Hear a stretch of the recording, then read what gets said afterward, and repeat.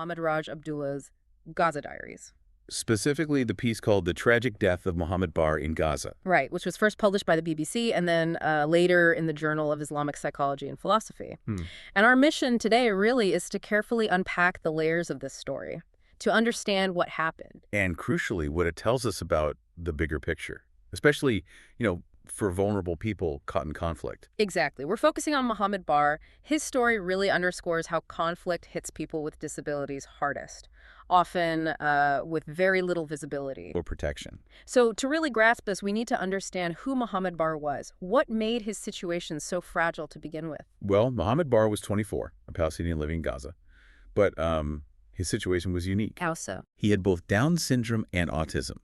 This meant he was, entirely dependent. Entirely. Yes. Couldn't walk independently, couldn't feed himself or dress himself.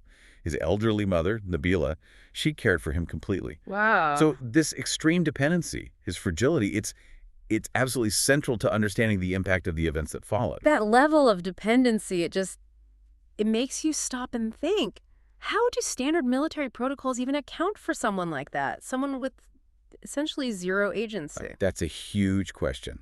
And it sets the stage for what happened on July 3rd, 2024. Right, the day Israeli forces raided the Bar family's home. This was in Shujai, wasn't it? A very crowded neighborhood in Gaza City. Yes, densely populated. Yeah. And as part of that operation, the IDF, the Israeli Defense Forces, they used a combat dog.